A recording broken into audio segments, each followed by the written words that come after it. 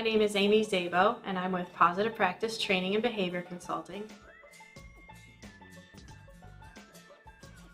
Crates should be used for times when the puppy cannot be fully supervised, such as when visitors arrive.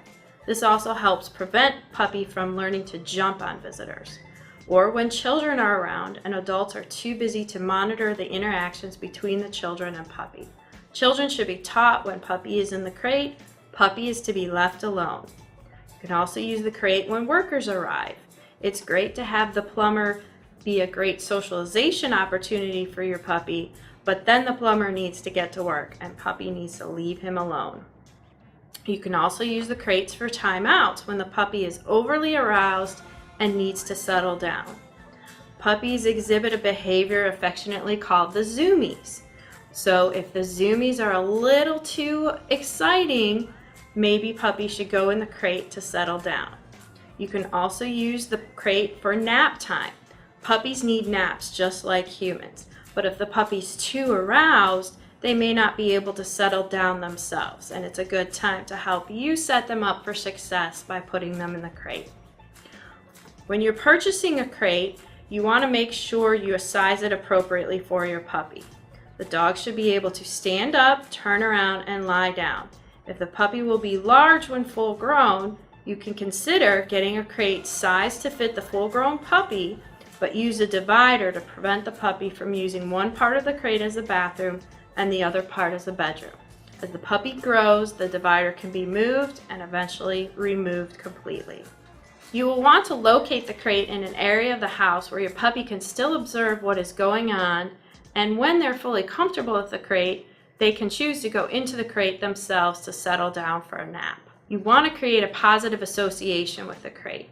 I start with what I call the Hansel and Gretel approach to encourage the puppy to enter the crate themselves by placing a trail of treats leading into the crate. As the puppy enters the crate on their own, you give a verbal cue such as "go to bed." After a few iterations of following a trail of treats into the crate, start closing the door but not latching it. As you open the door, give a release cue to allow the puppy to leave the crate. A release cue can be something such as "release," "free," "all done." This helps teach the puppy some impulse control and not to just go barging out of their crate when the door opens. After a few iterations of entering the crate on cue, closing the door, begin locking the door and wait a few seconds to open the door and release the puppy from the crate. Slowly build up the time the puppy is in the crate and then start walking out of sight. This will build trust for the puppy that you will eventually return. Only open the door to the crate and release the puppy if the puppy is quiet. Never open the door if the puppy is fussing.